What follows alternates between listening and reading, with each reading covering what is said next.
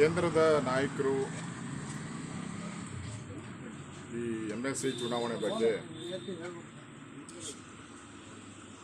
ಕಳೆದ ಒಂದು ತಿಂಗಳಿಂದನೇ ಅವರ ವರದಿಯನ್ನು ತರಿಸ್ಕೊಂಡಿದ್ದಾರೆ. ಅವರು ಚರ್ಚೆ ಮಾಡಿ ಮತ್ತು JDS ಜೊತೆನೂ ಕೂಡ ಹೊಂದಾಣಿಕೆ ಆಗಿರೋದ್ರಿಂದ ನಮಗೆ ಸೀಟ್ಗಳು ಕಡಿಮೆ ಆಗಿದೆ. ಆ ದೃಷ್ಟಿಯಿಂದ ಇವತ್ತು ಹೊಂದಾಣಿಕೆ ದೃಷ್ಟಿಯಿಂದ ಮತ್ತು ಕೇಂದ್ರದ ನಾಯಕರು ಘೋಷಣೆ ಮಾಡಿದ್ದಾರೆ. ಇದು ಪಾರ್ಟಿಯ ಡಿಸಿಷನ್. ಇದರಿಂದ ಪಾರ್ಟಿಯಲ್ಲಿ ಇದೆಲ್ಲ ಒಟ್ಟಿಗೆ ನಾವು ಕೆಲಸ ಮಾಡುವಂಥದ್ದು ನಮ್ಮ ಜವಾಬ್ದಾರಿ ಇದೆ. ಮತ್ತು ಕೇಂದ್ರದ ನಾಯಕರ ತೀರ್ಮಾನ ನಾವು ನಮಗೆ 3 ಜನದ ಪಟ್ಟಿಯನ್ನು ಕಳಿಸೋಕ್ಕೆ ಹೇಳಿದ್ದೆ. ಒಂದೊಂದು ವಿಧಾನ ಪರಿಷತ್ಗೆ 3 ಜನ ಅಭ್ಯರ್ಥಿಯನ್ನು ಪಟ್ಟಿಯನ್ನು ಕಳಿಸೋಕ್ಕೆ ಕೇಂದ್ರ ನಾಯಕರು ಅದೇ ಪ್ರಕಾರ ನಾವು ಕಳಿಸಿದ್ದೀವಿ. ಸೊ ಅವರು ಅಲ್ಟಿಮೇಟಾಗಿ ಅವರ ಇನ್ಫಾರ್ಮೇಷನ್ಸ್ ಏನಿದೆ ಬೇರೆ ಬೇರೆ ಸಂಘಟನೆಗಳ ಜೊತೆ ಬೇರೆ ಬೇರೆ ಮಾಹಿತಿಯನ್ನು ತೆಗೆದುಕೊಂಡು ಅನೌನ್ಸ್ ಮಾಡಿದ್ದಾರೆ. ಇದರಲ್ಲಿ ನನಗನ್ಸುತ್ತೆ ರಾಜ್ಯದ್ದೇನು ಪಾಲಿಲ್ಲ. ಇದೆ ಎಲ್ಲದ ಕೇಂದ್ರದ ನಾಯಕರು ತೀರ್ಮಾನ ತೆಗೆದುಕೊಂಡಿದ್ದಾರೆ. ಅವರು ಕೂಡ ಒಳ್ಳೆಯ ತೀರ್ಮಾನ ತೆಗೆದುಕೊಂಡಿದ್ದಾರೆ ಅನ್ನೋ ವಿಶ್ವಾಸ ನನಗಿದೆ.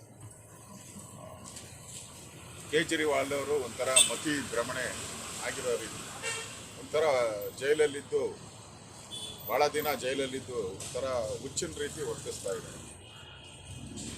BJPಯ ಆಂತರಿಕ ವಿಚಾರಗಳನ್ನು ಮಾತಾಡೋಕ್ಕೆ ಅಧಿಕಾರ ಕೊಟ್ಟವ್ರು ಯಾರು?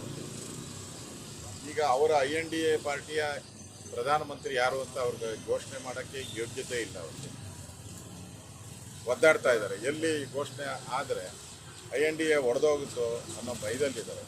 ಇವತ್ತು ನಮ್ಮ ಪಾರ್ಟಿಯ ಪ್ರಧಾನಮಂತ್ರಿ ಈಗಾಗಲೇ ಜಗಜ್ಜಾಹೀರಾತಾಗಿರೋದು ಪ್ರಪಂಚದಲ್ಲಿ, ಇಂಡಿಯಾದಲ್ಲ ಇಡೀ ಪ್ರಪಂಚದಲ್ಲೇ ಜಗಜ್ಜಾಹೀರಾತಾಗಿರುವಂಥದ್ದು ನರೇಂದ್ರ ಮೋದಿಯವರು ಈ ದೇಶದ ಪ್ರಧಾನಿ.